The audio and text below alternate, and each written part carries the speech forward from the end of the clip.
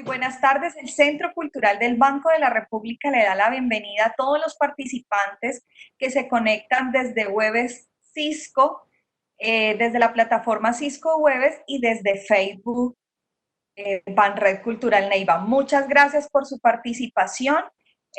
Agradecemos haberse conectado a tiempo. Mi nombre es Lubet Peralta, analista cultural del Banco de la República, y me voy a permitir hablar un poco del maestro Bernardo Tovar Zambrano. Quiero contarles que hoy pues nos reúne la identidad huilense, nuestro arraigo y patrimonio cultural. Por eso hoy, dentro del marco de nuestras actividades culturales, hemos querido compartir con ustedes una conferencia titulada La historia de las fiestas de San Juan y San Pedro en el Huila. El maestro Bernardo Tovar Zambrano es quien hoy disertará y nos acompañará. Quiero permitir hablar un poco de su perfil profesional para las personas que de pronto no lo conocen. Es un historiador y magíster de ciencia política. Ha sido profesor de la Universidad Nacional de Colombia, donde obtuvo la categoría de profesor titular, profesor emérito. Recibió la medalla de mérito universitario y distinción de docencia meritoria. Fue fundador y primer presidente de la Asociación Colombiana de Historiadores. Es miembro de la Academia Huilense de Historia, fundador de la Academia de Historia de la Amazonía Colombiana, de la cual es su presidente. Ha investigado sobre procesos económicos, sociales, culturales e historiográficos de distintos periodos de nuestra historia colombiana, también de las regiones como el Huila, Tolima y Caquetá.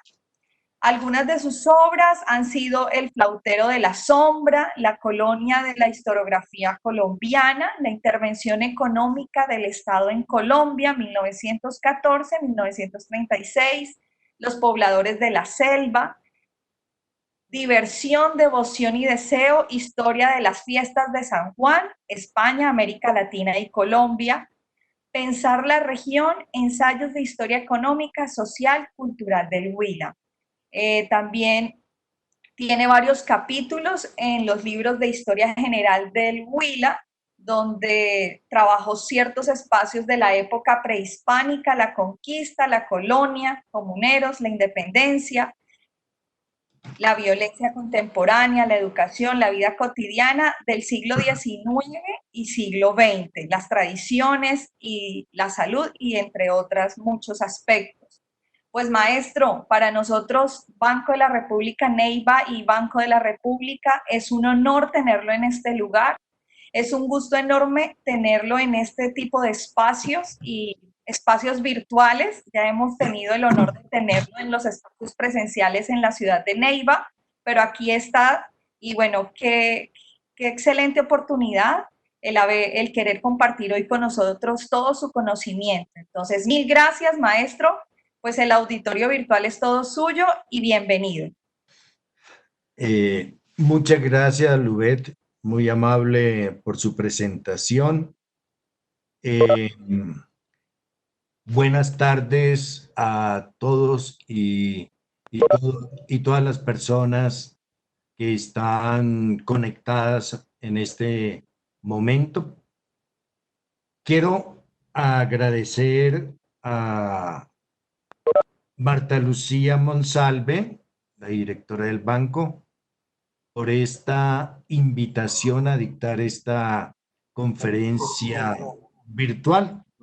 También un saludo para los colegas de la Academia Huilense de Historia, a los amigos en el Huila, en Neiva y también en otras partes y aquí en Bogotá que están conectándose.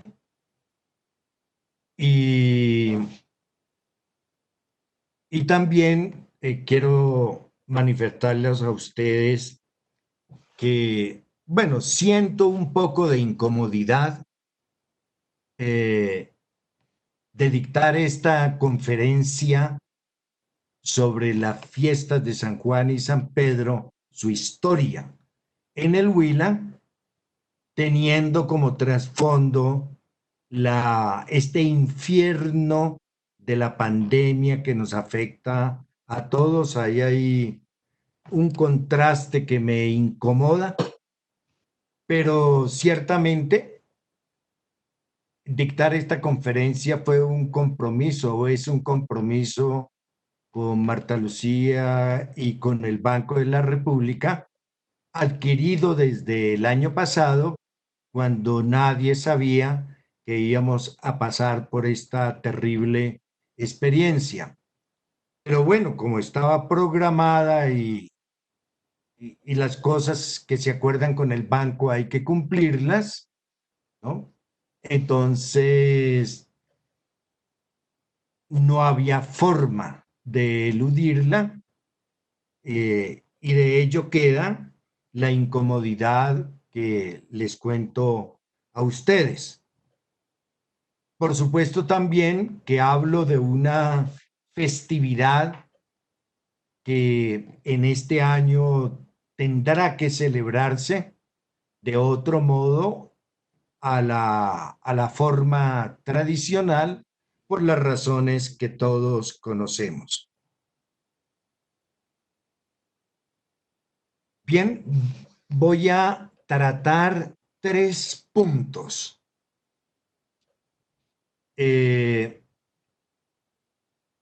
Primero, me voy a referir a algunos elementos conceptuales que yo considero de importancia para abordar la historia de estas fiestas.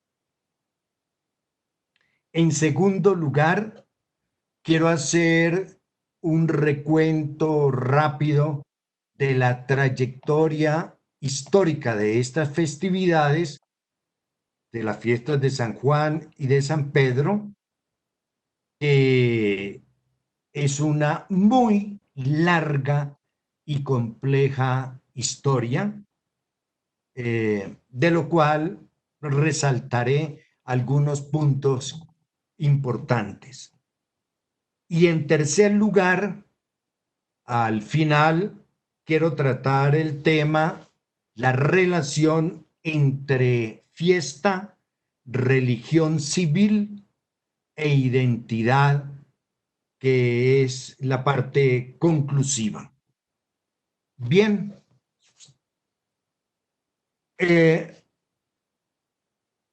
la fiesta está relacionada íntimamente con el sacrificio. El sacrificio es el alma de la fiesta. No hay fiesta sin sacrificio, y todo sacrificio también motiva una festividad. El sacrificio inicialmente era, como dice Freud, una camaradería entre la divinidad y los adoradores de la divinidad.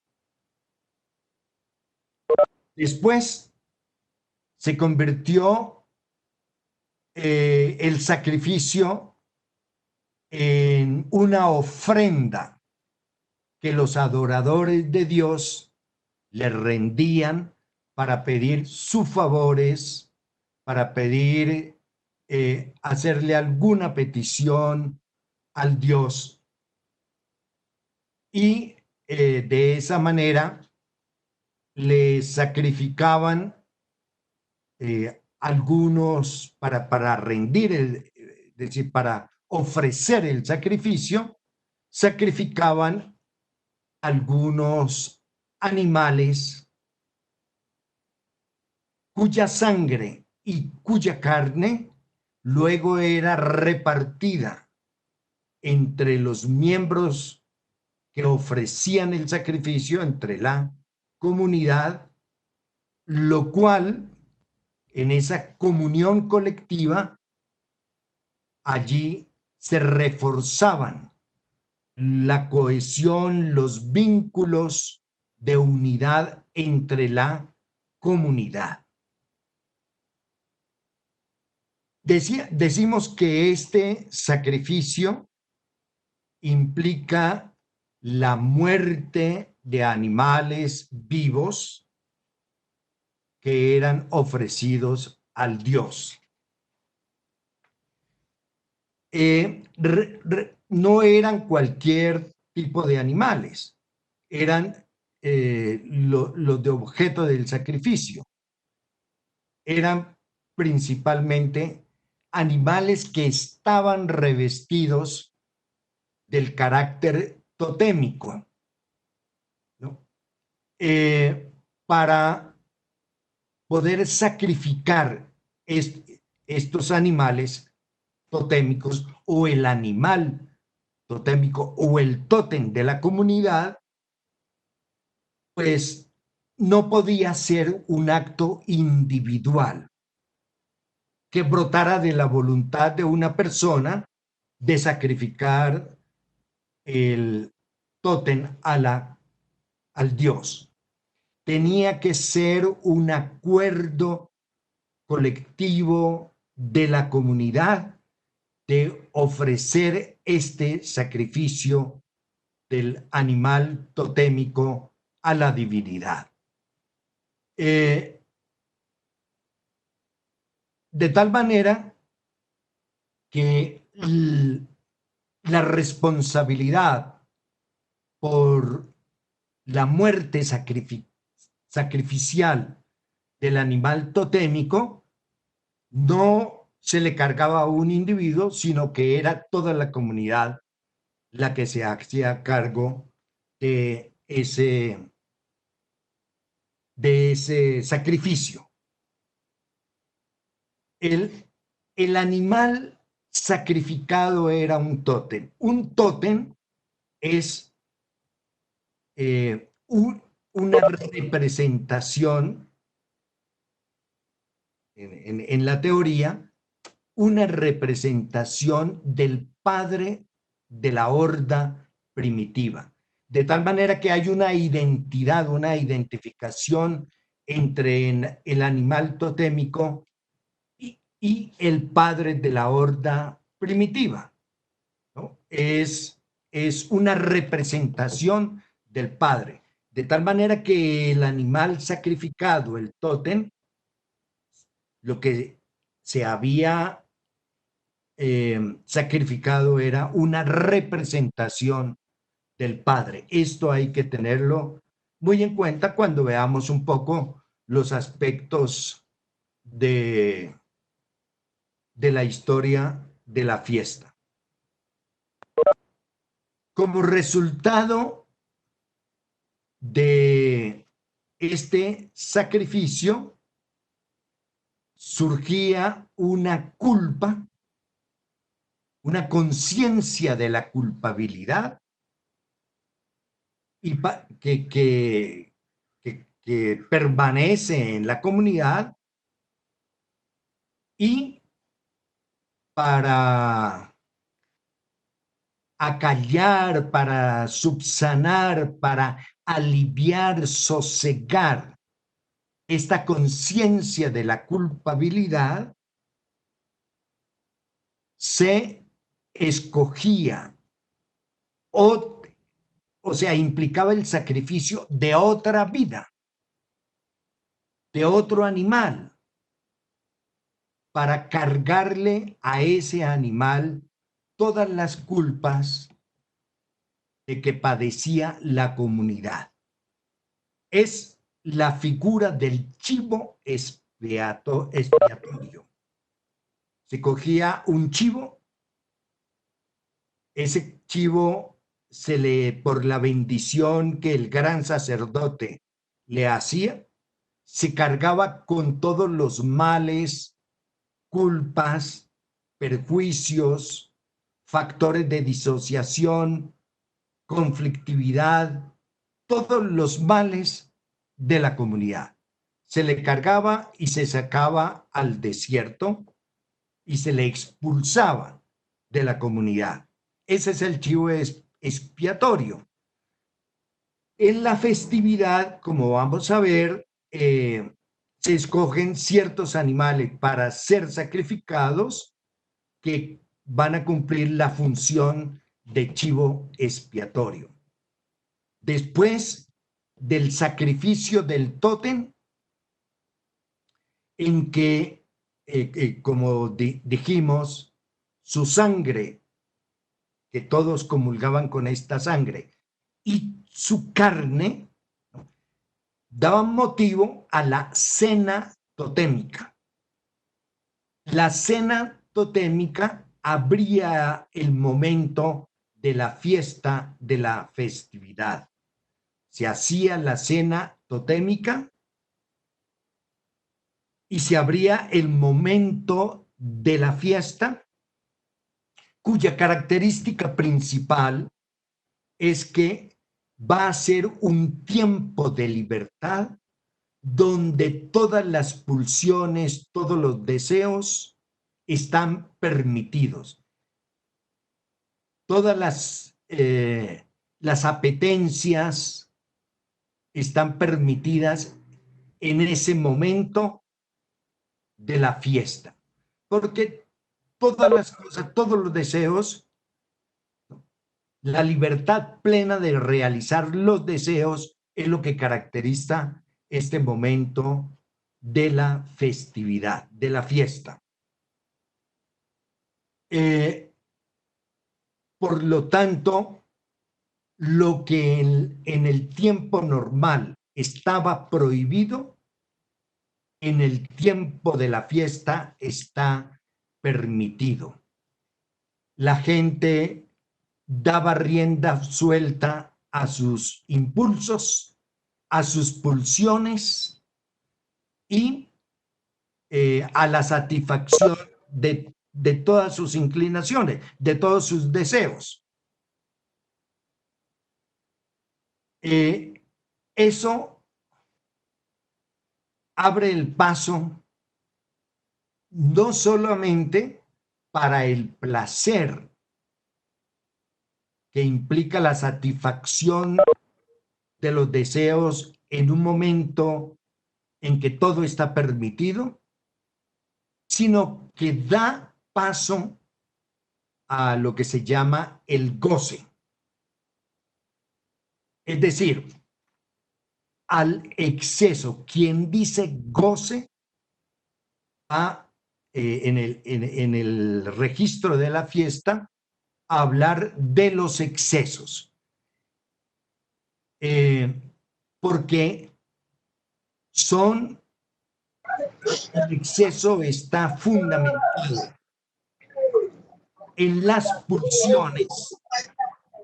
¿Debido a qué? Como todo está permitido en el tiempo de la fiesta, los participantes en la fiesta, sus cuerpos abren las zonas erógenas del cuerpo para establecer esa comunidad, esa comunión, esa comunicación con el otro y con el exterior. La apertura de las zonas erógenas, es decir, de los orificios del cuerpo, de donde se genera el impulso de la pulsión, implica por lo menos 4 orificios, 4 zonas erógenas fundamentales del cuerpo, porque la fiesta es ante todo de los cuerpos gozantes. Esos orificios son los ojos, donde se genera la pulsión escópica, la de ver, ¿no?, la de la mirada, la boca, que es la pulsión oral relacionada inicialmente con el seno materno, que luego se convierte en un objeto perdido, y por supuesto los sustitutos, que son los alimentos. Los oídos, que es de la pulsión invocante, y el ano, que es del acto de defecar.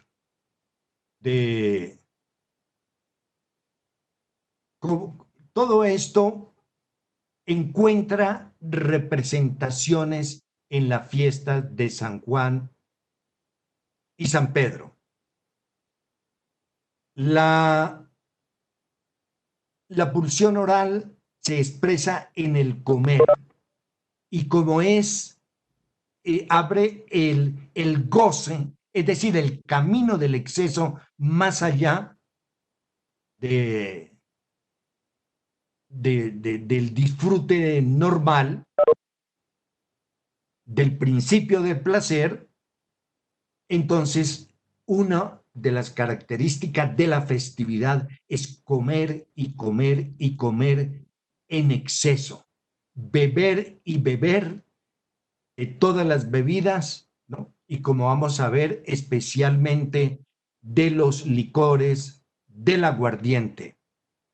Y vamos a ver también que hay una relación esencial entre el San Juan y el aguardiente, como lo expresa el sanjuanero, que es una canción en una parte de su letra que se refiere a esta demanda y consumo del aguardiente.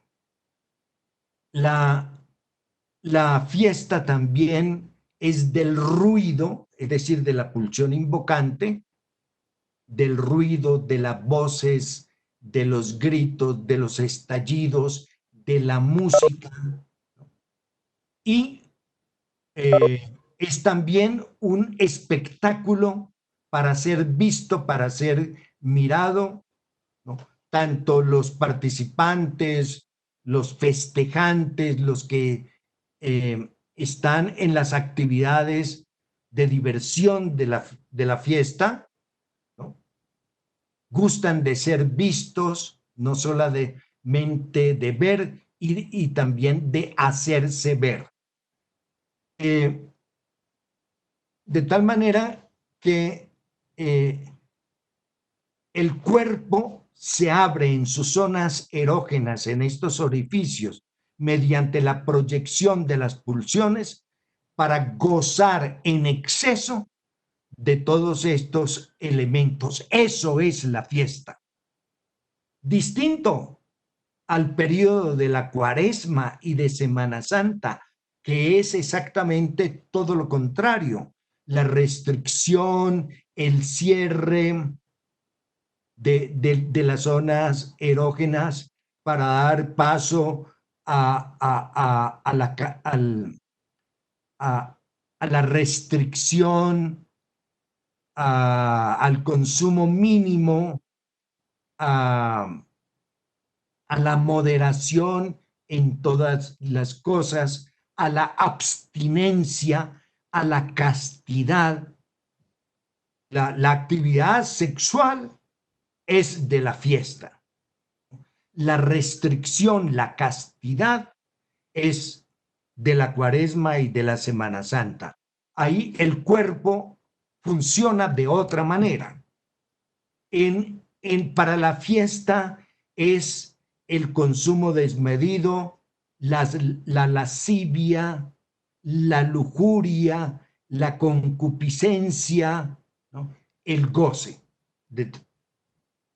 en estas formas. Eso es, pues, un aspecto central y fundamental de la fiesta. Lo repito, la fiesta implica un sacrificio, el sacrificio del tótem, un sacrificio totémico, luego el banquete totémico con la carne y la sangre que abre el momento de la fiesta donde el cuerpo se distiende y se abre a la comunicación, ¿no?, con el otro o con los otros en esta forma, como lo he dicho, de las distintas formas de goce.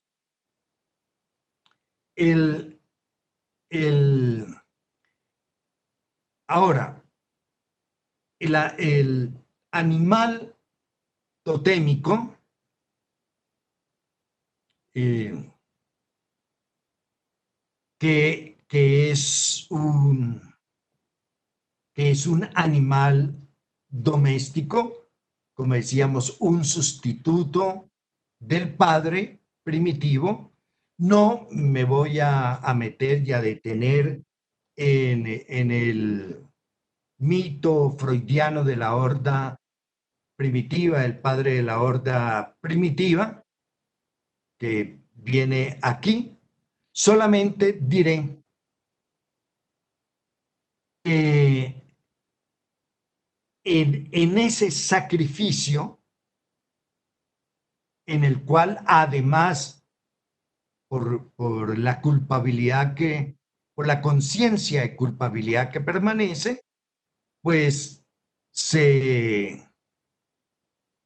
constituye la figura del chivo expiatorio para expiar esa conciencia de la culpa. Y allí comienza lo que podemos llamar una deriva sacrificial. Si centramos nuestra mirada a las distintas formas de sacrificio que en profundidad significativa evocan las festividades, tendríamos que decir que los primeros sacrificios en la historia humana fueron sacrificios de personas, sacrificios de seres humanos. Incluso en la Edad Media se hacían estos sacrificios humanos, por ejemplo, en la quema de las brujas, que las brujas se quemaban con el propósito de extinguirlas porque se consideraba que eran transfiguraciones del demonio que traían el mal a la comunidad y que la única forma de deshacerse de esos seres diabólicos era mediante el fuego. Primitivamente se sacrificaban seres humanos. Posteriormente, en un proceso que lo podemos llamar civilizatorio, los seres humanos son sustituidos por animales domésticos, por los animales domésticos. ¿Cuáles animales domésticos? En lo que tiene que ver con nuestra historia de las fiestas de San Juan y San Pedro, principalmente los toros,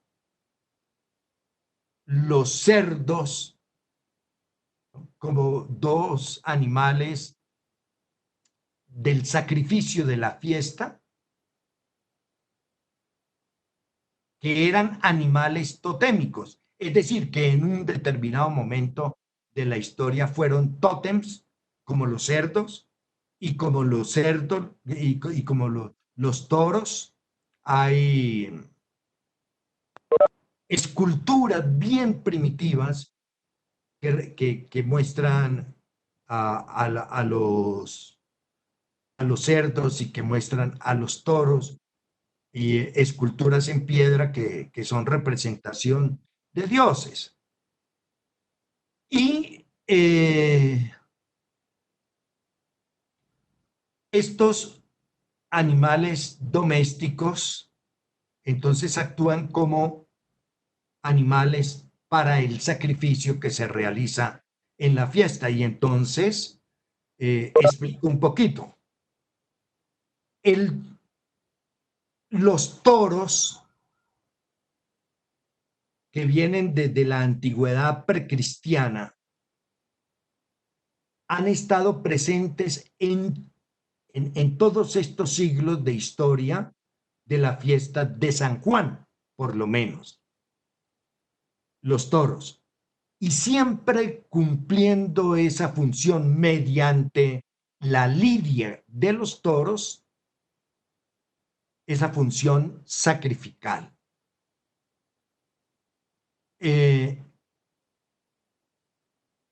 eh,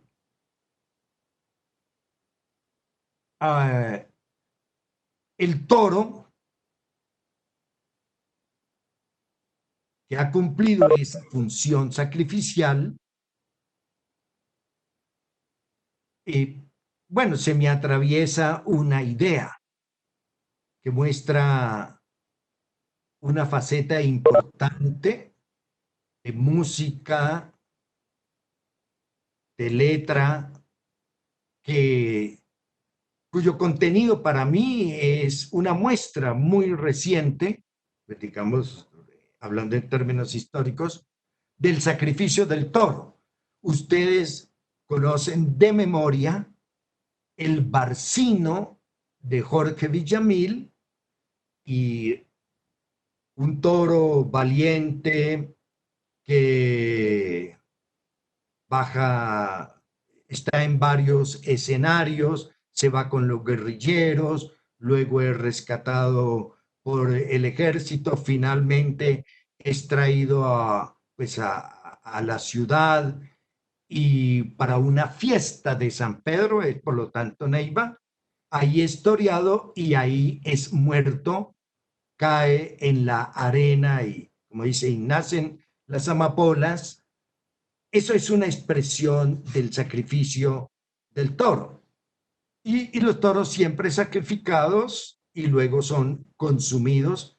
Y hay diferentes formas de toreo, pero el toreo como tal es un acto de sacrificio del toro que tiene un trasfondo histórico. Para hablar de este proceso civilizatorio, sabemos que los indígenas, los aztecas, los mexicanos, los indígenas mexicanos, eran sacrificadores de hombres. Sacrificaban los prisioneros de guerra, etc. Una de las primeras funciones que cumplieron los toros y el ganado vacuno traído por los españoles fue haber sustituido el sacrificio de seres humanos de los indígenas por el sacrificio de los vacunos.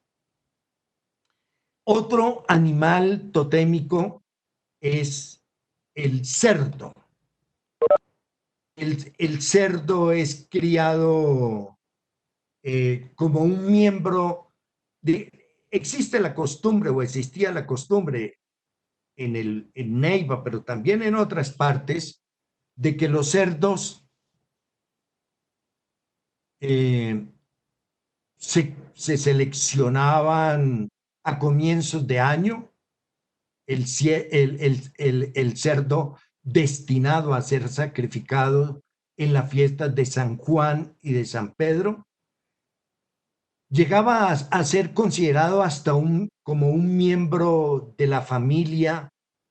Se le daban los restos de la comida, tenía su lugar en el patio, se le daba un nombre, todos tenían que ver con el cerdo, pero llegado el momento de la fiesta, era sacrificado este cuasi miembro de la familia que había compartido meses con el grupo familiar, era sacrificado y consumido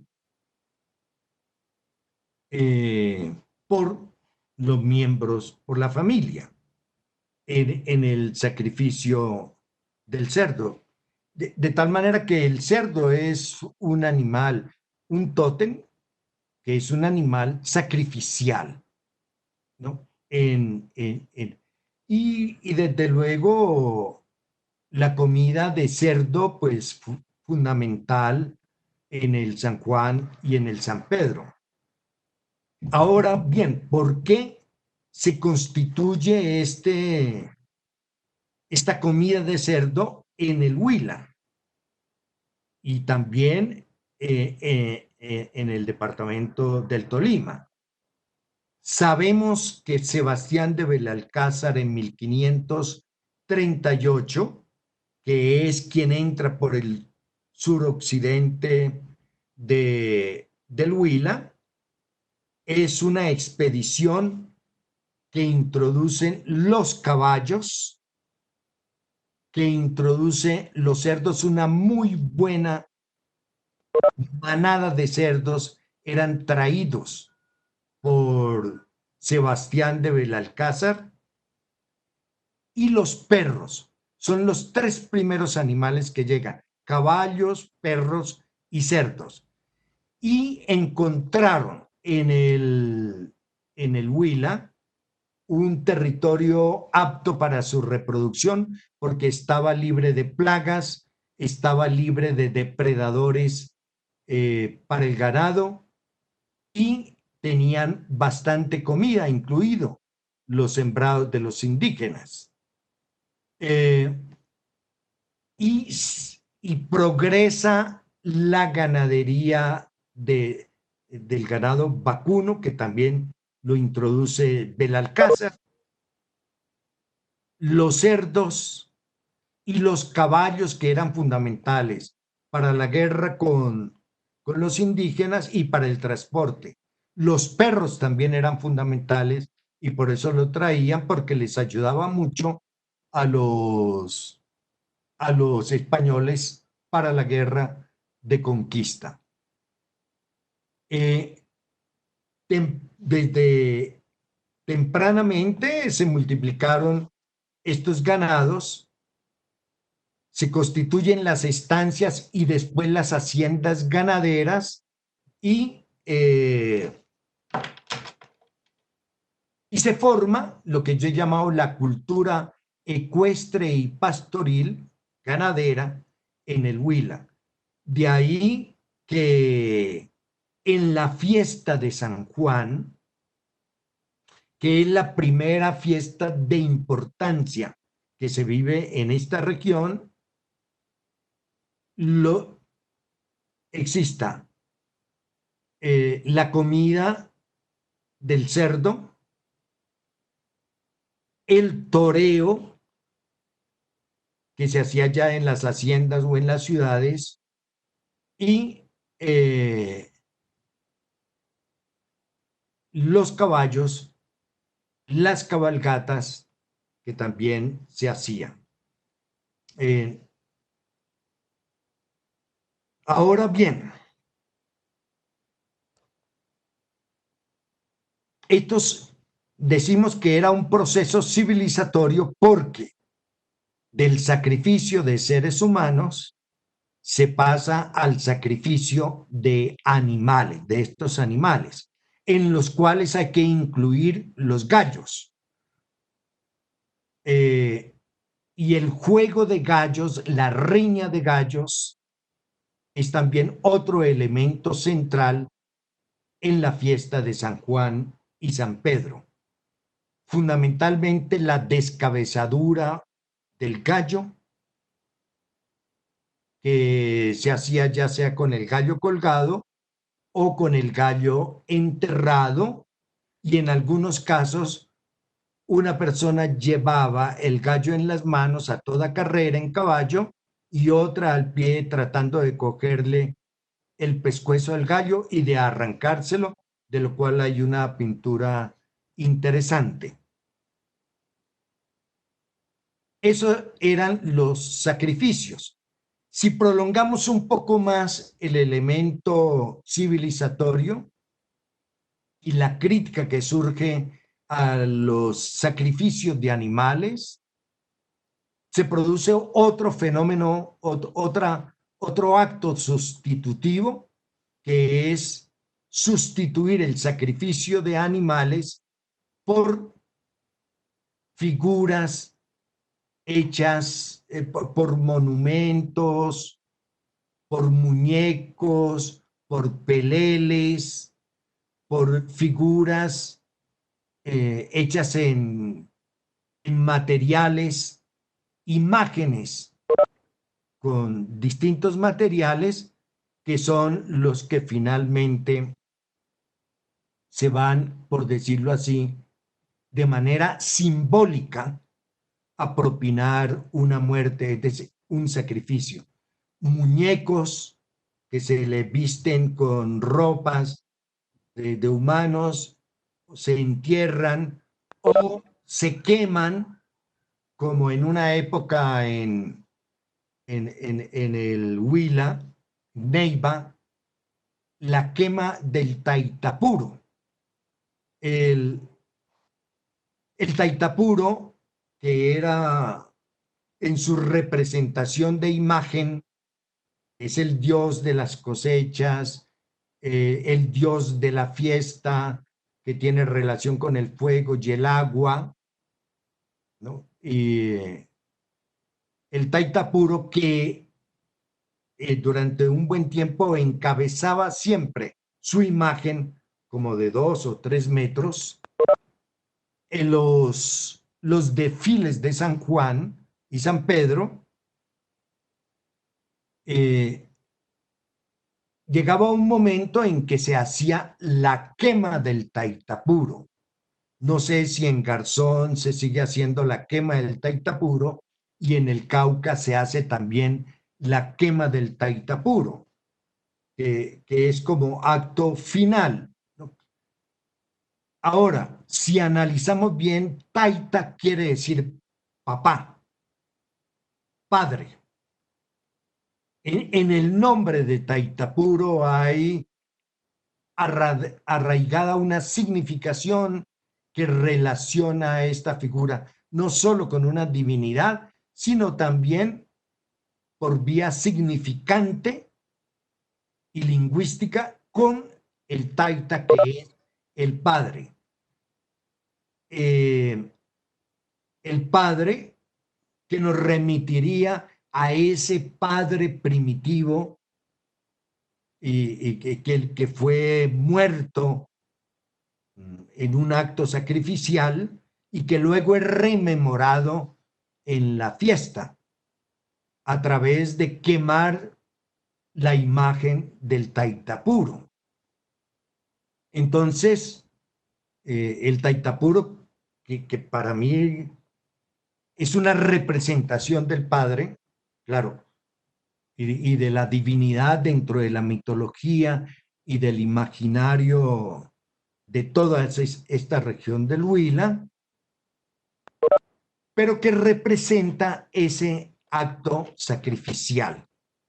Lo que quiero decir es que el sacrificio de persona fue sustituido por el sacrificio de animales, y el sacrificio de animales por el sacrificio de figuras, de muñecos, de peleles, de ninots, de monumentos fogueriles, que son entregados al sacrificio, es decir, concretamente a la quema.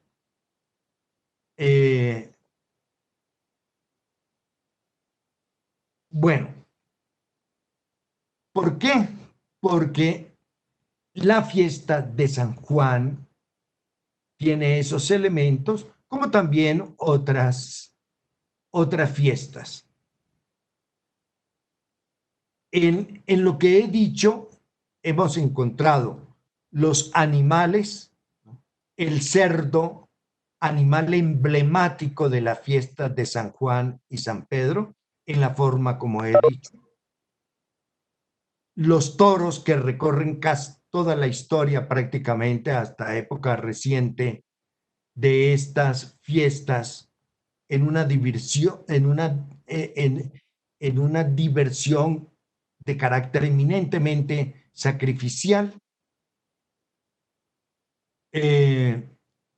Los caballos propios, en este caso de una cultura ecuestre y pastoril como la del Huila, que era para las cabalgatas, para las carreras desbocadas, ¿no? Porque San Juan era un día ecuestre. Desde la colonia y el siglo XIX, el San Juan era un día que se pasaba montado a caballo. Otro animal, que son los gallos y la pelea de gallos, la riña de gallos, el juego de gallos, Y me abre campo para pasar al tercer punto en definición de la fiesta, que es en la riña de gallos. Sí, son dos gallos que se fajan en una pelea a muerte. Pero la significación profunda de la pelea de gallos es que quienes verdaderamente se presentan en esta pelea, los que verdaderamente combaten y están en la lid, son los dueños de los gallos. Hay una identificación entre el gallo y sus dueños, y son los dueños entre sí los que se enfrentan, pero a través de los gallos. Ahí se juegan ante todo el juego del prestigio, se juegan el prestigio. Ese es el sentido de la pelea de gallos, también que fue muy importante en el Huila en el siglo XIX y en gran parte del siglo XX. Ahora, ¿por qué hablamos de enfrentamientos entre los dueños de los gallos a través de sus propios gallos en esa pelea? ¿Y por qué eso se escenifica en las fiestas de San Juan y San Pedro? Porque eso abre otra dimensión para analizar las fiestas de San Juan y San Pedro. Para resumir, me refiero a eso que es del orden de la estructura del grupo social, del campo social, que lo llamamos el antagonismo básico. Lo que encontramos en el fondo de los grupos humanos es un antagonismo básico. O si queremos, podemos verlo por el lado de los deseos, esos deseos que se abren y se escenifican en el momento de libertad de la fiesta. Los deseos, porque ¿qué es el deseo humano? El deseo humano es el deseo del otro. El otro es el modelo de nuestros deseos. Deseamos lo que el otro desea. Siempre es que nosotros deseamos los objetos del deseo de los otros. Y desear los mismos objetos implica abrir una rivalidad, convertir a los deseantes en rivales. Y esos rivales en el conflicto, en la desaveniencia, en la contradicción, en el antagonismo.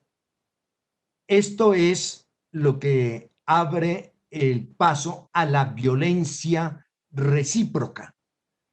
En la fiesta, en estas fiestas, hay un momento de enfrentamiento de unos contra otros, claro, en términos de lo imaginario y de lo simbólico, de esos enfrentamientos en la fiesta, por ejemplo, tirarse agua, tirarse tomates unos con otros, ir dos grupos en caballos, uno por una calle y el otro por la otra extrema, la otra parte extrema de la calle, y juntarse provocando un encuentro a veces catastrófico entre los caballos y los jinetes. La corrida de caballos o la carrera desbocada de caballos en Antioquia en el siglo XIX, de las cabalgatas afiladas. Usaban los estribos y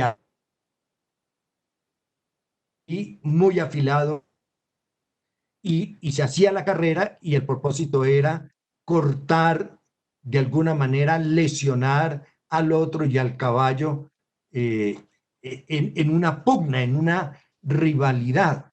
La pelea teatral dramatizada en la fiesta de moros y cristianos, el juego de espadas, la danza de las tijeras,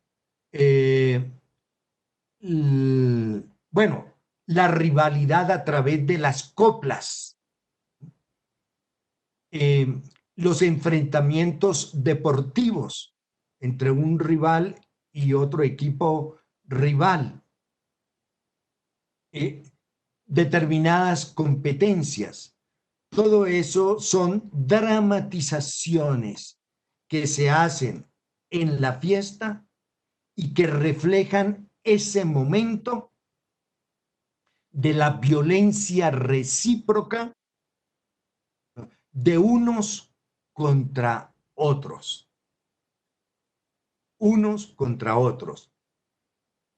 Y hay muchos actos donde podemos ver ese enfrentamiento mutuo de violencia recíproca de todos contra todos en un momento de la festividad.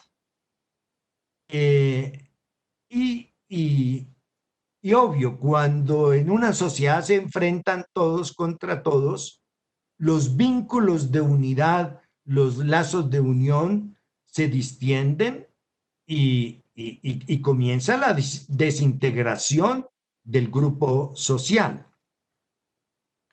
De ese momento que se escenifica en estos actos teatrales, festivos, de dramatización del enfrentamiento de todos contra todos o de unos contra otros, se pasa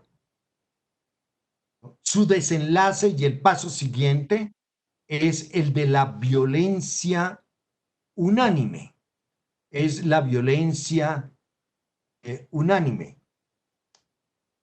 Se revela de manera infructuosa el enfrentamiento de unos contra otros y luego se pasa mediante los vínculos de afectividad que quedan a un acuerdo, a una unidad en donde todas se ponen de acuerdo para elegir una víctima y descargar sobre ella toda la agresividad y las tendencias pues, agresivas del conjunto. Es el momento de todos contra uno. De la violencia recíproca se pasa a la violencia unánime. De la violencia recíproca de todos contra todos se pasa a la violencia unánime de todos contra uno. Ese uno que carga de ser el objeto de las tendencias, de las inclinaciones, de la violencia, de la agresividad de todos, es, como ya lo habíamos sugerido un poco atrás, el chivo expiatorio. El chivo expiatorio. Y eso es la función que cumplen varias cosas en la fiesta, de ser chivo expiatorio, de correr con la culpa de todos, ser objeto de la violencia de todos contra él, que le propinan la muerte como chivo expiatorio y violencia sacrificial. Lo que hemos dicho del cerdo que es sacrificado, lo que hemos dicho de los toros, lo que hemos dicho de los gallos, lo que, bueno, se puede decir de las figuras, ¿no? que la comunidad en un ritual celebra su deceso, como la muerte de Joselito Carnaval, como en el San Juan Camagüeyano, en Cuba, el entierro de San Pedro. Bueno, y yo creo que como en una época se hacía en Neiva con el Taitapuro, lo cual desapareció, y en Alicante, España, con la llamada quema de los monumentos fogueriles, unas obras de arte efímero que son entregadas al fuego y que representan ese elemento sacrificial. Allí toda la proyección entonces encuentra pues de la violencia, en esta violencia unánime contra un elemento y contra una víctima sacrificial. Bueno, con estas cosas y otras que aparecerán un poquito en el camino, voy a abordar el segundo punto, que es la historia, la breve, bueno, larga, pero que yo hago breve, historia del San Juan y del San Pedro. Los ritos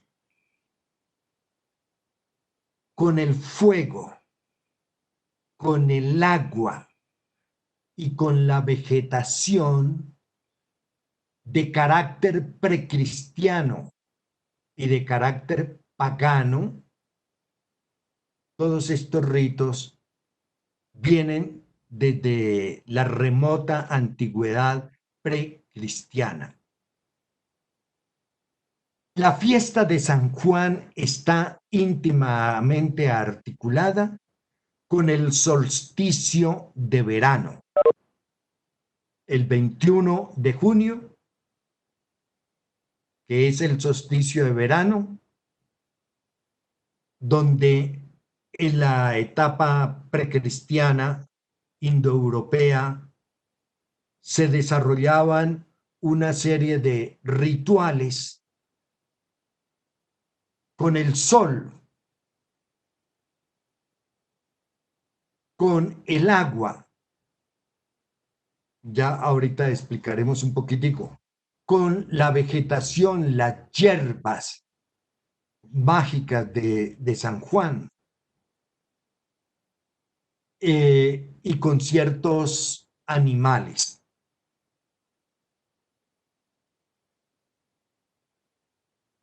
Cuando surge el cristianismo se enfrenta con estos rituales y con estas prácticas de las comunidades precristianas. La iglesia las combate. La iglesia quiere eliminarlas, pero ellas se resisten. Entonces la iglesia adopta por cristianizar las prácticas paganas con agua, con el fuego, con las plantas, con el sol, con los animales. Y para cristianizarlas, la cristianización comenzaba por poner bajo el patrocinio de un significante cristiano este conjunto de prácticas paganas. Entonces, para el solsticio de verano, la forma de cristianizarlo fue con el nombre de San Juan Bautista.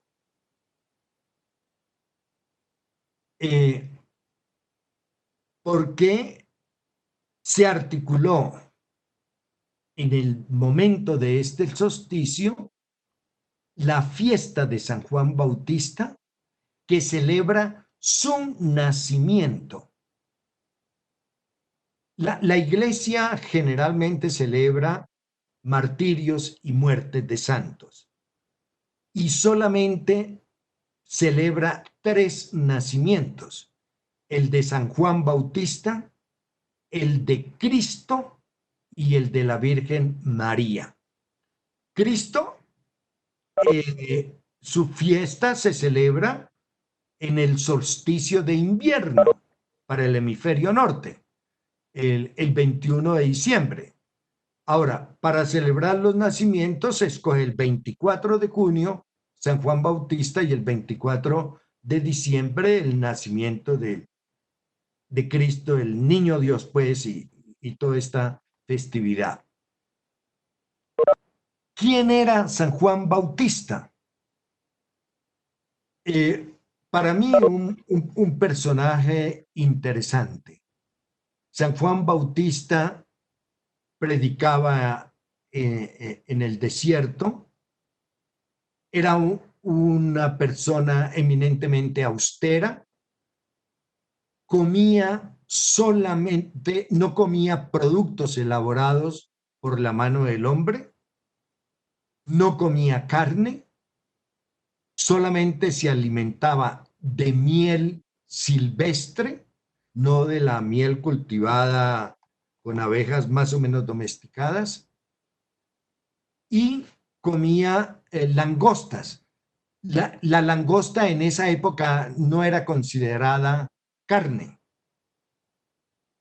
de tal manera que tenía una figura de abstinencia, de austeridad muy grande, que llamaba la atención a la gente, a la cual predicaba y bautizaba. Él se inventó el bautismo por inmersión, el que era sumergirse en el río Jordán y salir purificado. Era un bautismo de inmersión para la redención de los pecados y particularmente de lo que la Iglesia posteriormente va a llamar el pecado original, que en términos freudianos vendría a ser el parricidio. Y San Juan Bautista cuenta, pues, San Marcos en los evangelios, que criticaba el matrimonio de Herodes con Herodías, que era la esposa de su hermano Filipo. Herodías se enemistó, le cogió mucha inquina, rabia, ira a San Juan Bautista, y la hija de Herodías, Salomé, en una danza que celebraba los cumpleaños de Herodes, bailó de manera maravillosa, y Herodes le dice: pídame lo que quiera después de bailar maravillosamente la danza. Herodías le dijo a Salomé, su hija: pide la cabeza de San Juan, de Juan. Ella fue y le pidió la cabeza de Juan. Llegaron, apresaron a Juan, le cortaron la cabeza y se la llevaron en una bandeja. Eso cuenta el Evangelio.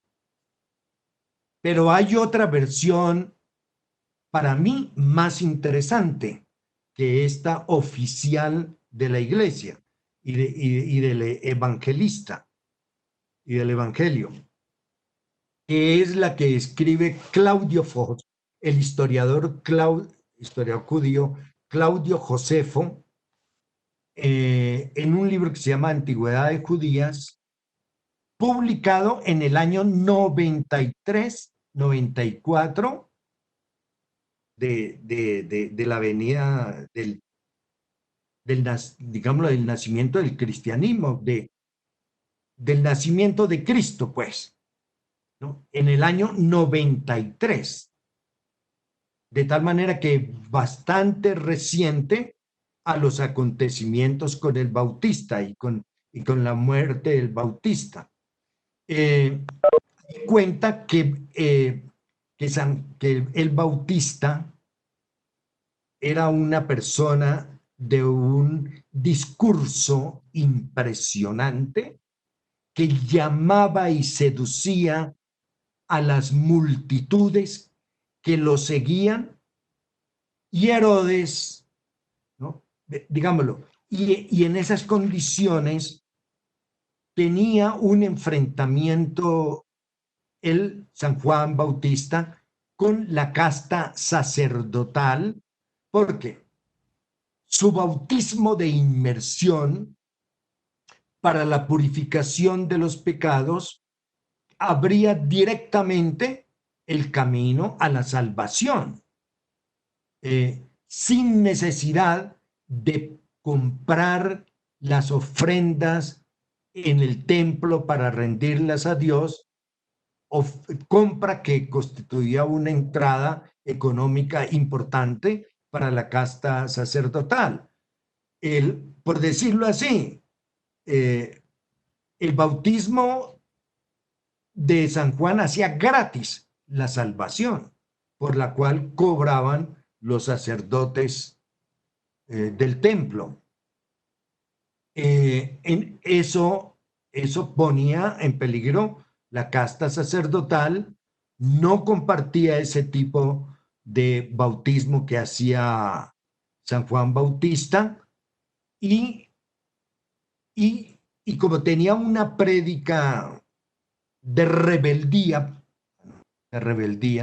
según Claudio Josefo, el historiador, Herodes le temía a Juan Bautista, que como manejaba y las masas, digamos, los grupos lo seguían y eran capaces de hacer cualquier cosa que él ordenara, entonces dijo, lo mejor es desaparecerlo, lo mejor es matarlo, y por ese motivo propinó la muerte a San Juan Bautista. Esta es otra versión interesante de la figura de San Juan Bautista y de su muerte.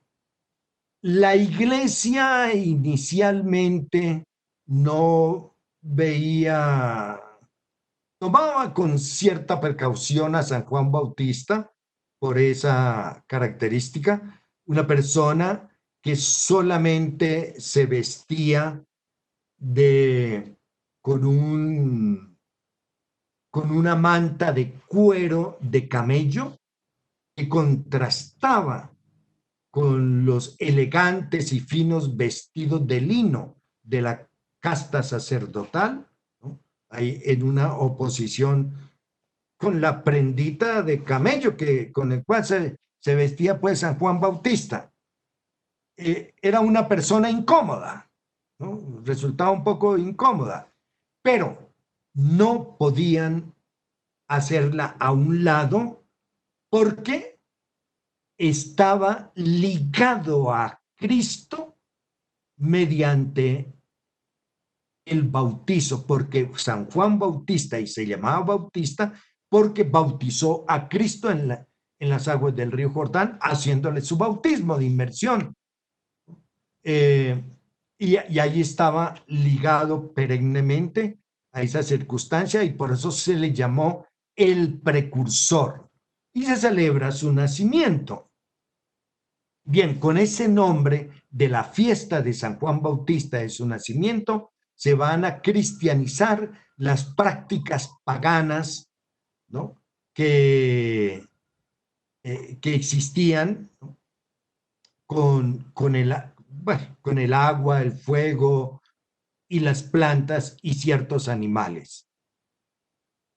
De tal manera que en la fiesta de San Juan surge un poco híbrida entre el rito cristiano y la herencia pagana que ahí se articula. Y se forja pasando de la hibridez a una asimilación más consistente, dando origen a un sincretismo. Es una fiesta sincrética. De tal manera que en estos rituales antiguos de la fiesta de San Juan, en los primeros tiempos del cristianismo, tienen esa característica un poco sincrética. ¿Qué hacía la gente? La gente madrugaba para ver salir el sol, porque existía la creencia de que el sol bailaba al salir. Entonces era un espectáculo subyugante ver bailar al sol en el momento de su nacimiento. Concordante con el sol, que es parte esencial de lo viviente y de la vida del hombre, se relacionaba el fuego. El fuego. Y el fuego es el fuego. Muchos rituales surgen.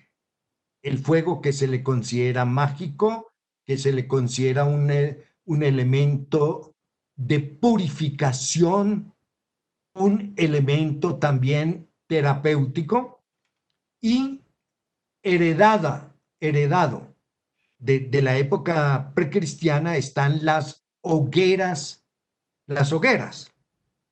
el fuego de hogueras. Entonces eran palos que se ponían unos sobre otros de madera y se hacía la hoguera. Y el ritual consistía en saltar por encima de las hogueras, porque ese salto por encima del fuego era un acto de purificación profiláctico, terapéutico, que era contra las enfermedades, y también se hacía saltar al ganado para combatir las plagas. Y había otra forma también de rito con el fuego, la de San Pedro Manrique, que esto viene también de una bastante antigüedad y de época precristiana, que es extender las brasas ardiendo de la hoguera en un tendido de 5, 6, 7 metros, y caminar descalzo por estas brasas, lo que se llama el paso del fuego, que tiene también todas esas virtudes mágicas, curativas, profilácticas, terapéuticas. Eso se sigue haciendo hasta la actualidad. Es un atractivo en el paso del fuego, caminando sobre las brasas. Y también existían, pues, el rito con el agua, porque se tenía la creencia de que todas las aguas del mundo eran sagradas y milagrosas la noche de San Juan. Por eso se acostumbraba el baño, recoger el rocío de la mañana, y esta agua sagrada, que tenía virtudes también mágicas, terapéuticas, profilácticas, etcétera, para la sarna, para las enfermedades de la piel. Bueno, era sumergirse esa noche de San Juan. Y existían también los ritos con las plantas, con las hierbas mágicas de San Juan, donde se salía a recoger la verbena y otras plantas, ¿no? que tenían también todas estas virtudes de la diversidad de plantas, y sobre todo que se relacionaban también con el sexo y con el amor, porque toda fiesta también de esta naturaleza, como vimos en la zona erógena, etcétera, se relaciona con esto, porque como es un momento de libertad donde hay plena libertad para realizar todos los deseos, un deseo central es siempre el deseo sexual. Y por eso la noche de San Juan es una noche amorosa, ¿no? Emocional, pasional, de encuentros amorosos y sexuales, etcétera. Lo, los hijos de San Juan, como se les conocía a los engendrados en esa noche, nacían 9 meses después y se llamaban así, ¿no? Como una especie de hijos de San Juan. También con la vegetación se hacían las enramadas, los muchachos para conquistar a la mujer de su apetencia, le ponía ramos en la puerta, en las ventanas, hacía guirnaldas para coronar su cabeza, bajo la creencia de que las hierbas ayudaban a conquistar su amor. Esto eran pues como los ritos fundamentales de la noche de San Juan. San Juan era el santo más popular en España y en gran parte de Europa en esta época, de tal manera que al momento del descubrimiento y conquista de América, la fiesta principal en España era la de San Juan Bautista. Y esa fiesta la trajeron los españoles a América. Y en América vuelve a suceder ese encuentro entre la religión cristiana católica y la idolatría indígena.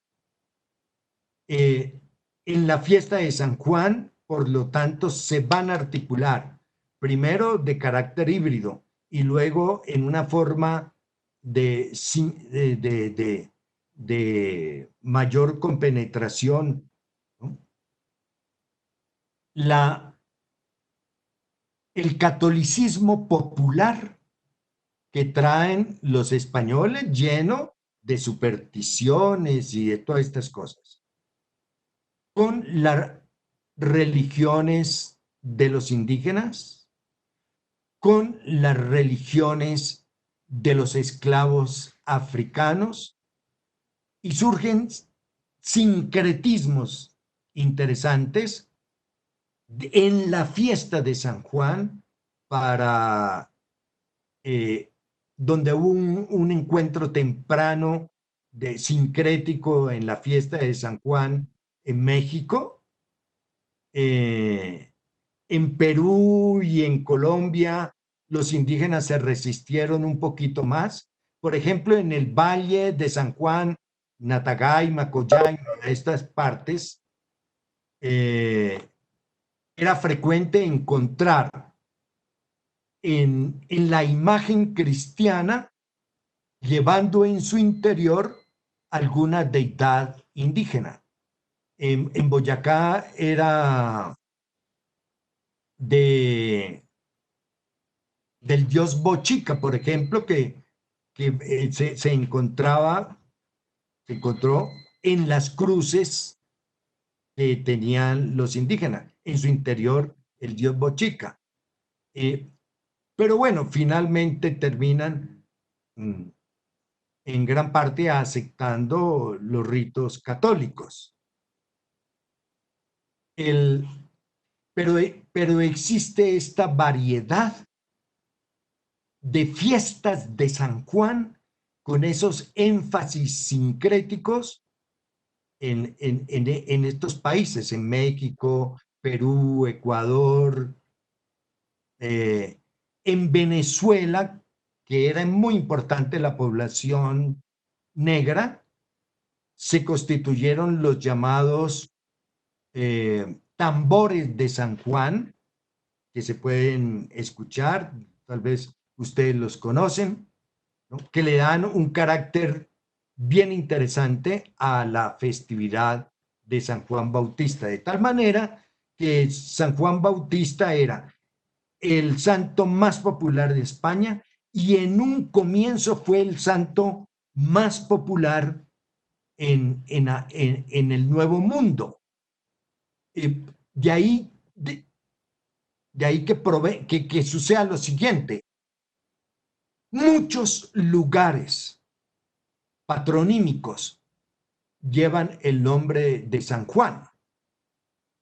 San Juan de Puerto Rico y accidentes geográficos y regiones y lagos y ríos, etcétera, que trae, tenemos como herencia esos patronímicos.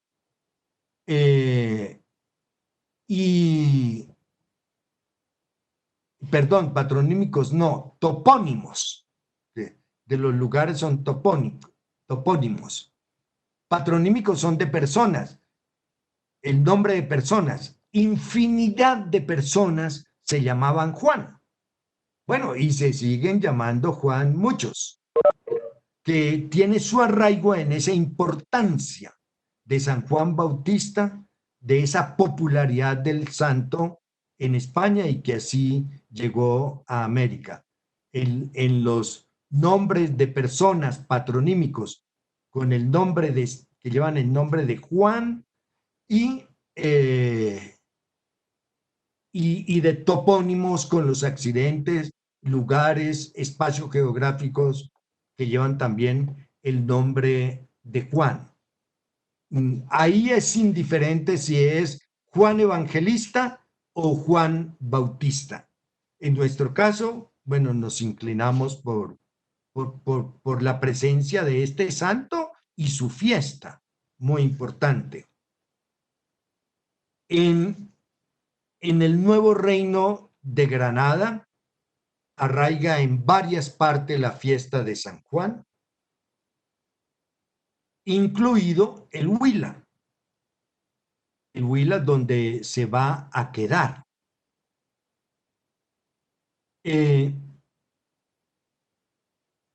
Con los elementos que habíamos hablado de la cultura ecuestre y pastoril, como lo relatamos.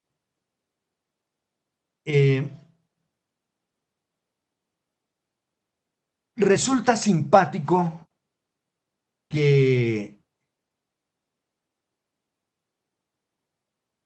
en Neiva, en una cierta publicación, se dio a conocer que el San Juan y el San Pedro prácticamente se crearon y se institucionalizaron en 1791 a raíz de la entronización como rey de Carlos IV y que entonces ahí se hizo la institucionalización de la fiesta del San Juan y del San Pedro.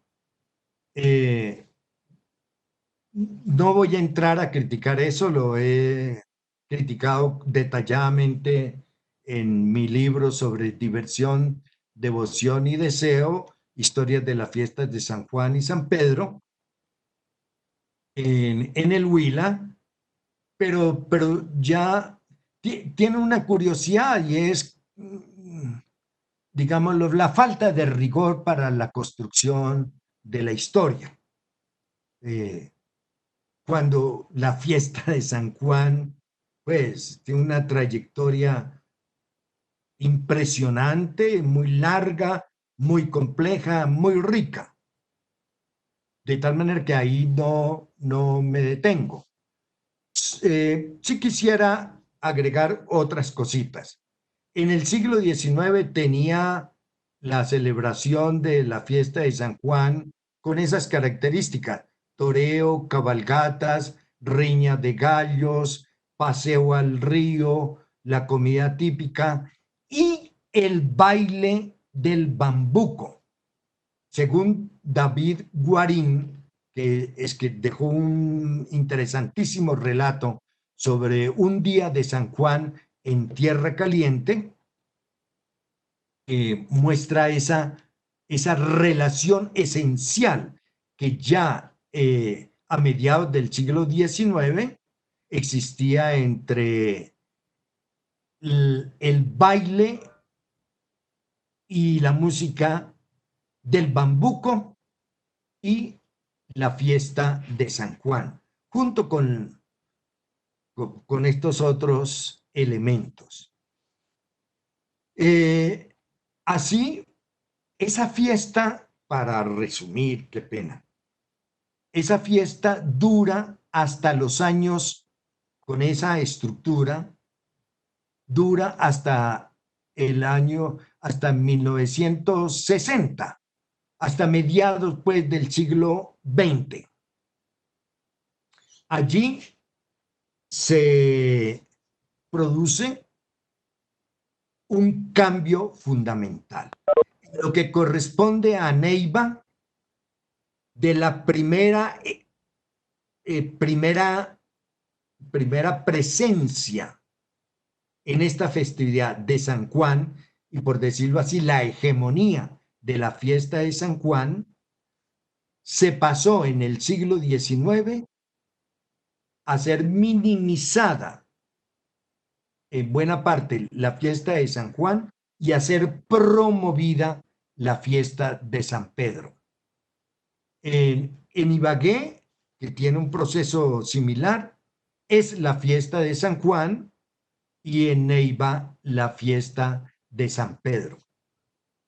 Yo particularmente creo que en estas decisiones de qué fiesta promovemos, tiene que ver con respecto al Huila, esos años de las reformas liberales de mediados del siglo XIX, que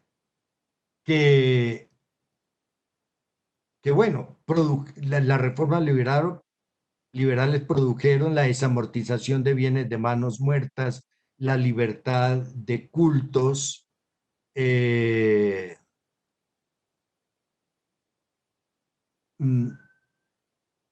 digamos lo que eso afecta,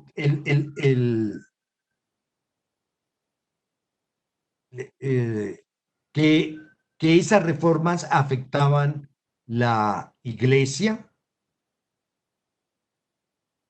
y la iglesia comenzó a articular un discurso para criticar a todos estos filósofos de las reformas y teóricos y políticos de las reformas liberales de mediados del siglo XIX, con la cual también compartían los masones,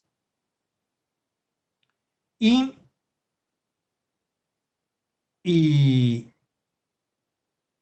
comprendió la iglesia en su discurso que debía reforzar el mito fundador de la iglesia y la figura que comportaba este mito fundador de la iglesia como institución. Entonces recordaba las palabras de Cristo que decía a Pedro, el apóstol: sobre esta piedra edificaré mi iglesia. De tal manera que Pedro, el apóstol, era el fundamento inicial para la construcción de la iglesia, y y eso conllevó a su promoción en la festividad de San Pedro, en la hipótesis que yo articulo. Bueno, para terminar, lo que quiero subrayar es lo siguiente. Sí, para mediados del siglo XX, cuando se va a crear en 1960 el Festival Folclórico y Reinado Nacional del Bambuco, así se va a llamar la nueva fiesta, ya de invención, es una nueva invención, la invención de una nueva tradición a partir de la presencia de la institución estatal en la organización de la festividad. Y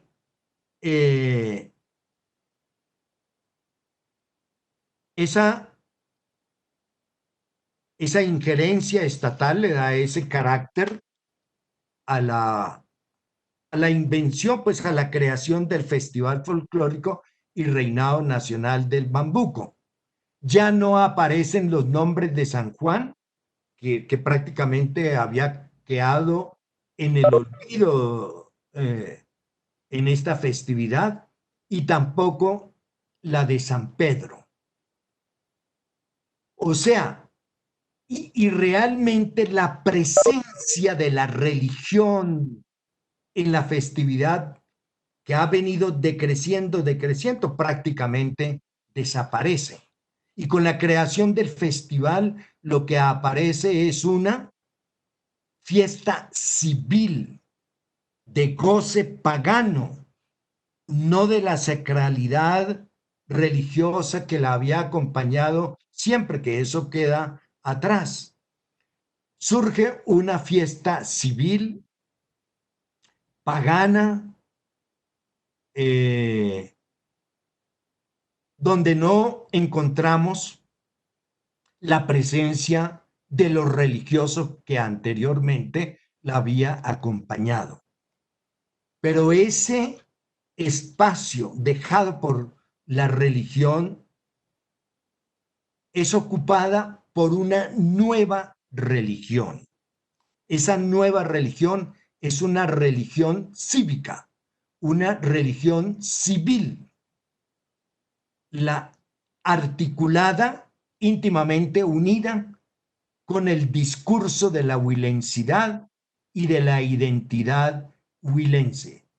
Eso es lo característico de la nueva fiesta, que es que ya no tiene como centro ni a San Juan Bautista ni a San Pedro, pese a que se llame y se le diga diciendo el San Pedro, pero esto ya no es el tradicional, sino la invención de una nueva tradición.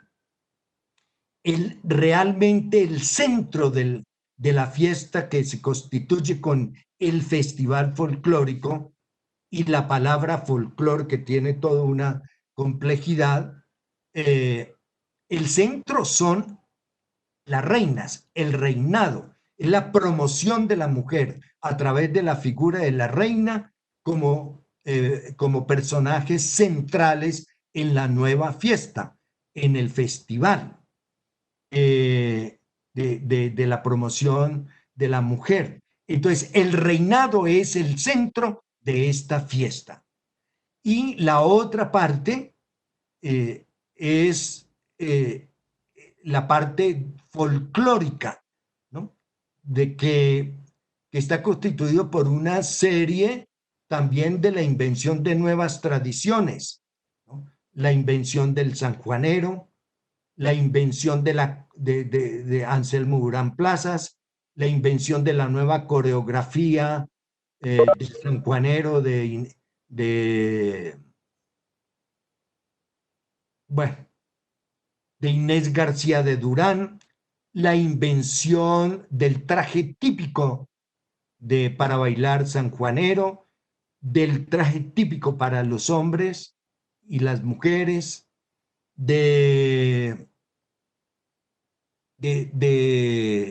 bueno, son tradiciones que todas están reglamentadas, sancionadas, aprobadas, que se integran como nuevas tradiciones inventadas, articuladas al discurso de la huilensidad y de la identidad del hombre huilense, con todos los elementos gastronómicos, ¿no? El asado de cerdo, los envueltos, los insulsos, los bizcochos de achira, etcétera. Y en una articulación interesante de lo que podemos llamar la, la nueva religiosidad civil, laica,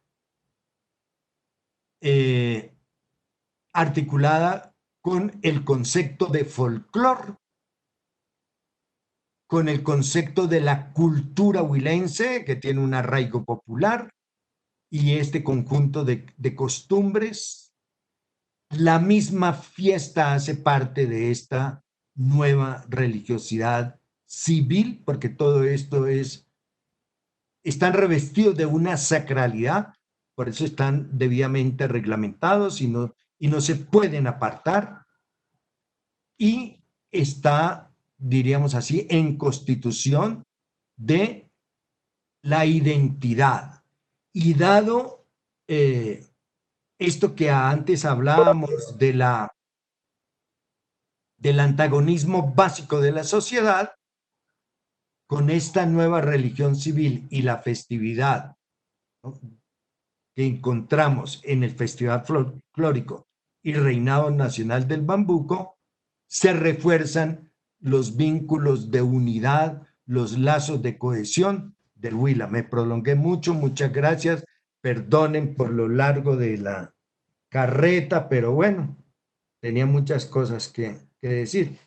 La mitad se me quedó en el tintero.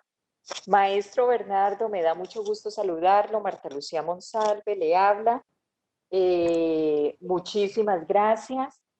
Es un gusto para nosotros haberlo escuchado y queremos saber si de pronto hay algunas preguntas. Lubet, si tú me puedes colaborar con las preguntas que puedan haber en el chat para hacérselas llegar al maestro.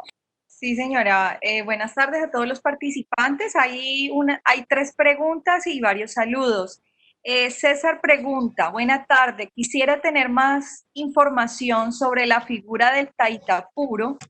¿Qué autores o qué libros sugiere? Igualmente, si puede referenciar otros personajes como el Moán, la Candileja, etcétera. Digamos lo que yo no conozco trabajos, investigaciones, ensayos, artículos como tal sobre el Taitapuro. Lo que yo he escrito es una paginita en el libro de Diversión, Devoción y Deseo sobre el Taitapuro, que tiene los elementos que les conté. Y yo creo 2 cosas. Primero, que está haciendo falta trabajar en más extensión y profundidad la figura del Taitapuro. Considero que la figura del Taitapuro es una figura importantísima, atrayente, y que tiene un contenido del cual yo di alguna referencia. Y sobre todo, que a mí me parece que tiene perspectivas de desarrollo festivo. Es decir, primero, hay que, y yo agradezco esta pregunta del Taitapuro, hay que ir al rescate, a la revivencia, a la reactualización del Taitapuro. Hay que rescatarlo del olvido para el Festival de Neiva y del Huila. Creo que Garzón, no conozco últimamente, debe seguir yendo teniendo ahí el Taittapuro y la quema del Taittapuro. Y debe desarrollar el arte de figuración del Taittapuro. Es decir, ¿ahora qué encontramos? Ahora encontramos, yo tengo, bueno, un grupo familiar que tiene el Taittapuro y la Mamapura y que siempre salían, yo no sé si seguirán saliendo, encabezando el desfile, pero siempre la misma imagen, la misma prenda, eh, y unas ropas, por aquí tengo la foto, pero no vamos a perder tiempo en eso porque lo he gastado en otras cosas. Pero puede hacerse representaciones del Taittapuro verdaderamente hermosas de arte efímero, como los monumentos fogueriles que se hacen en Alicante de papel y cartón y barniz y dibujo, ¿no? Porque son monumentos de arte efímero para el sacrificio del fuego. Yo creo que ahí puede haber un desarrollo bien interesante con el tema del Taittapuro y darle la profundidad que merece y el realce que requiere en la parte folclórica del festival. Rodrigo González, un saludo fraterno desde el grupo de Vigías Will Tour, hace este comentario. En efecto, el inventario de del Festival Folclórico y San Pedrino de la Plata se dejó registro del Sec Puy, que espero haberlo dicho bien, que es la ceremonia de la comunidad NASA para recibir al Sol y el Año Nuevo Andino. Tiene lugar el 21 de junio. Sí, me parece que está en el orden completamente legítimo, autorizado, necesario y conveniente de ir al rescate de los rituales indígenas, nativos, con relación pues a la festividad, no necesariamente encuadrados en el campo sagrado de la religión católica. Eso me hace recordar el Inti Raymi en el Cusco, ¿no? Y el Chaco de Vicuñas en Pampagaleras, que son festividades grandes, magnánimas, que rescatan o pretenden rescatar rituales prehispánicos, ¿no?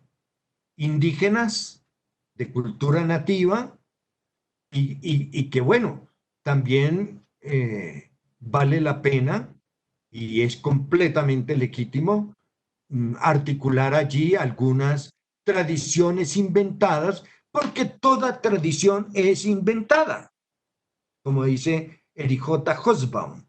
Entonces, de tradiciones inventadas, porque eso es creatividad, eso es cultura, y eso está en el orden de la afirmación del grupo y de su identidad. Me parece interesantísimo lo que el comentarista ahí dice en su, digámoslo, en su constatación más que pregunta. La pregunta relacionada con el traje típico del sanjuanero huilense: ¿cuál es la explicación de que muchas festividades en países como México, Perú, Colombia conserven el color blanco de la camisa, el rabo de gallo rojo, el sombrero y las alpargatas? Realmente yo no he estudiado la historia del color blanco, del rabo de gallo, para estas festividades. Digamos, como hipótesis deben ser tomadas de algún modelo que luego comenzó a ser imitados por todos, ¿no? Por ejemplo, digámoslo, el reinado nacional de belleza se tomó bajo el modelo norteamericano de reinado. El reinado nacional de belleza se tomó como modelo para la creación de los demás reinados en este país. De tal manera que, por ejemplo, el reinado nacional del bambuco no tiene como antecedentes esos otros reinados. Ahora, el vestido donde va a predominar el color blanco, no sé exactamente en qué contexto de modelos se construye, se va a elaborar. Digamos, solamente se me ocurre pensar que el color blanco tiene, pues, en nuestro medio una simbología de pureza, de bondad, de ser, de una representación de lo benéfico, de lo bueno, de lo puro, de lo no pecaminoso, en un poco como se presenta la figura de Lopita, con esa palabra, ¿no? Que es bondadoso, trabajador, y pues eso es lo que se me ocurriría, pero ya agradezco la pregunta porque me va a aportar una inquietud que debo también investigar. Maestro, César, la persona que hizo la pregunta del Taita Puro, hace una contrapregunta, ya esta es la última para terminar. ¿Cuál sería entonces la fuente de la cual usted parte para hablar del Taita Puro? Me parece interesante hacer este seguimiento. Muchas gracias. Para hacer estas secuencias, investigué la prensa publicada en Neiva. Y allí el periodista trae unas noticias y reseñas sobre el Taita Puro, pero lo importante es que este periodista recoge esta tradición del Taita Puro de fuentes orales, es decir, un buen camino para acercarse al Taita Puro es la historia oral,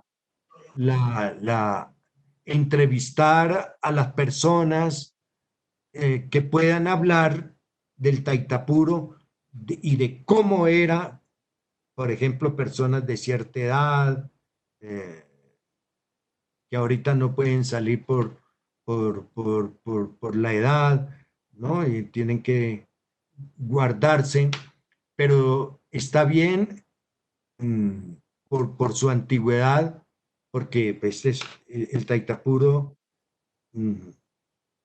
fuera de la representación que se hace en los desfiles, encabezándola y no más, pero todo el resto del rito, que era la quema del Taita Pura, que es fundamental, pues habrá que tomarle su testimonio de cómo era en su época el rito, los rituales en torno al Taita Puro y cómo se le representaba. Maestro Bernardo, pues quiero agradecerle de manera muy especial el que primero nos haya aceptado la invitación y que nos haya deleitado con este conocimiento tan maravilloso sobre precisamente estos eventos que nos representan, que hacen parte de nuestra identidad y sobre todo que nos reconocen a nosotros como huilenses. Siempre será un honor contar con usted, maestro Bernardo. Mil gracias. Mil gracias también a todas las personas que se conectaron, que disfrutaron hasta último momento de su exposición y de su conocimiento, maestro Bernardo. Quiero agradecerles a todos, al equipo también del Banco de la República, por hacer posible el desarrollo de esta actividad y los esperamos de manera muy especial en nuestras próximas actividades. Maestro Bernardo, que tenga una feliz noche y mil gracias por estar con nosotros. Muchas gracias, Marta Lucía, muy amable por sus palabras. Y bueno, espero que nos podamos intercambiar ideas en una próxima oportunidad. Muchas gracias a las personas que se vincularon para escuchar esta conferencia. Y bueno, que tengan un feliz día, una buena noche